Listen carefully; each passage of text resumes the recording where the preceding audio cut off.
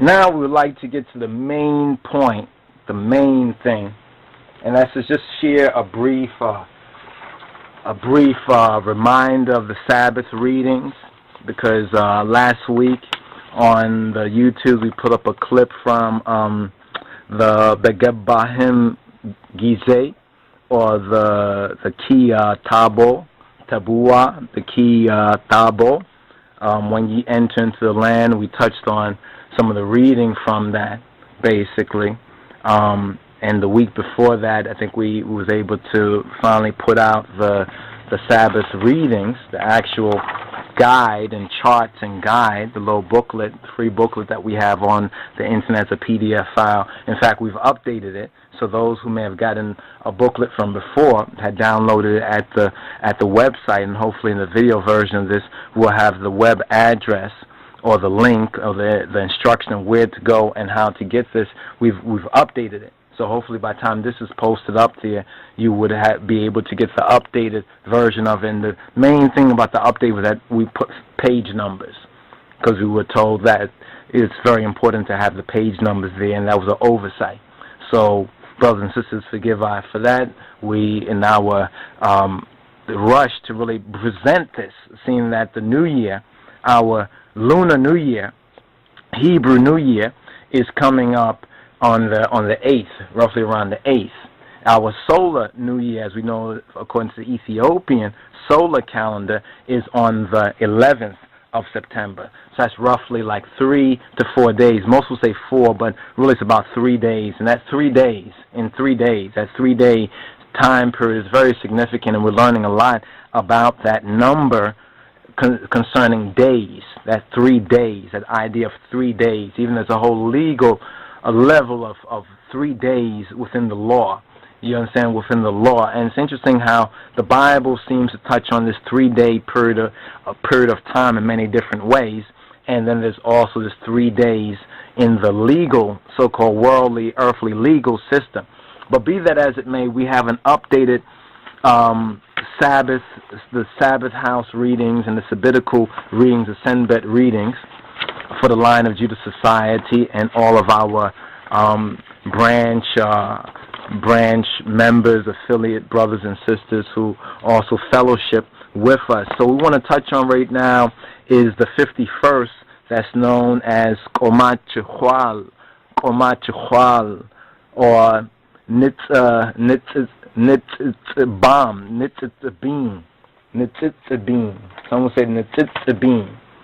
Let's get our Chumash here, NETSABIYM, or really NETSABIYM. I'm looking at the Hebrew now, because what we have there is what is conventionally given by some of the Ashkenazis and the Sephardics, because we want our people to become familiar to understand, well, this is what they say, and this is how we know it. So they say it spelled in the way that we have it spelled within our booklet, but if you were to look at the Hebrew, it will actually be NETSABIYM, according to the Nukad, the dotting system that they have, NETSABIYM or NETSABIYM,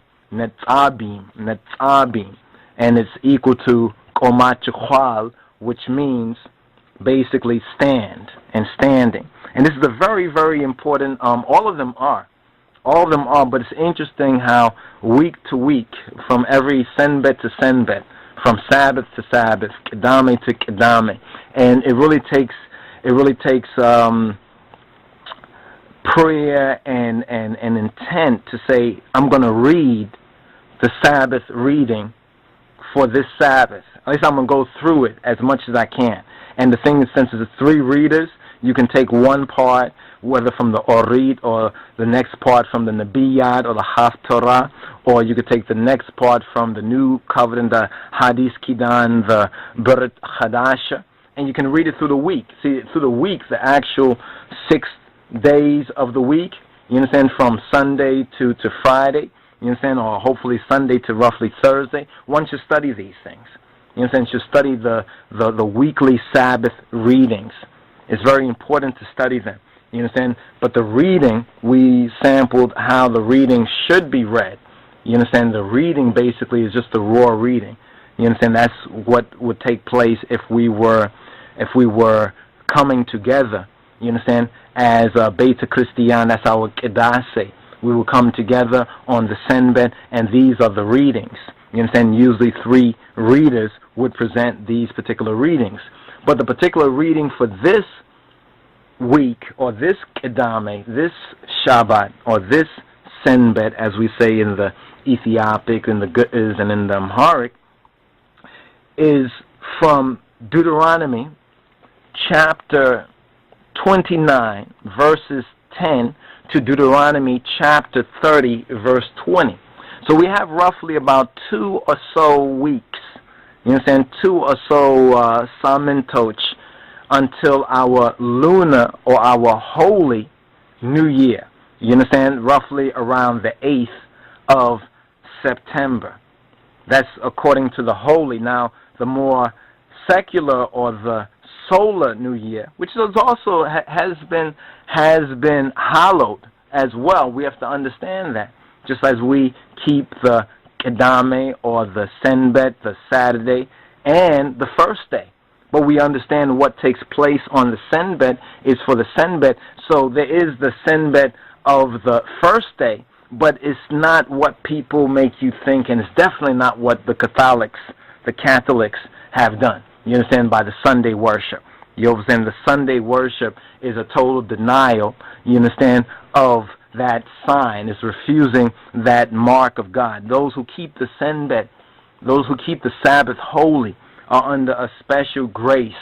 You know, especially if they keep the Sabbath holy in the Savior, in Iyyesus Kristos, understanding that connection. But the first day has this, which you call Sunday, is important as well. But the first day is not more important than the day which precedes it, because that which precedes it is that which, in other words, the foundation precedes the building of the house, right? Doesn't that happen? The foundation precedes the building of the house. If you don't have the foundation, then the house cannot stand. And if the foundation is not on the rock, it won't stand when the storm comes. So let's get into this reading. Ahadu Amlak, and we're going to begin this reading from Deuteronomy chapter 29,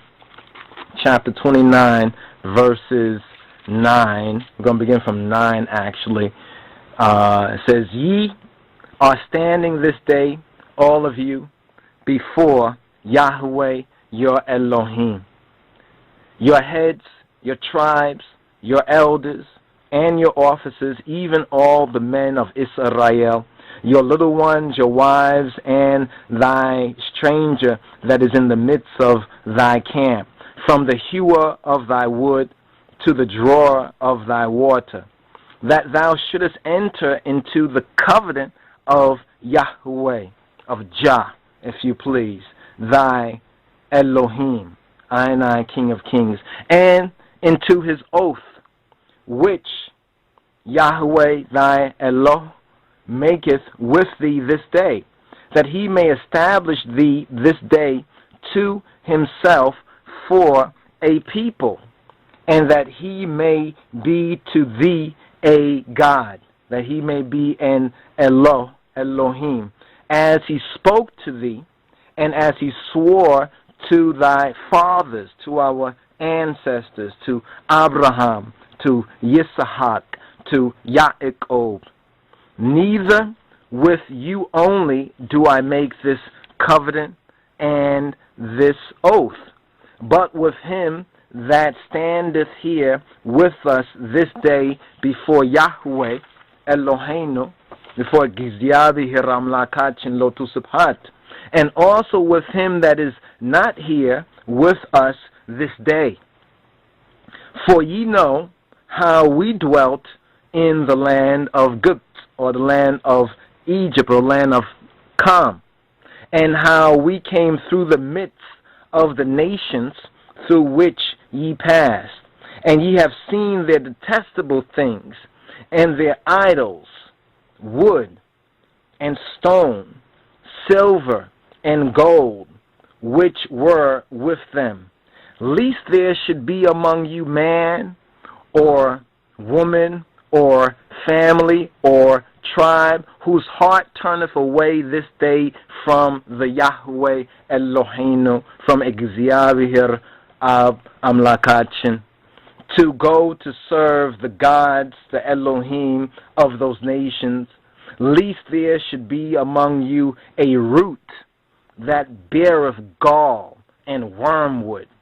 And it come to pass, when he heareth the words of this Mergam, curse, that he bless himself in his heart, saying, I shall have peace, though I walk in the stubbornness of my heart, that the watered be swept away with the dry. Yahweh will not be willing to pardon him. Now we would like to get to the main point, the main thing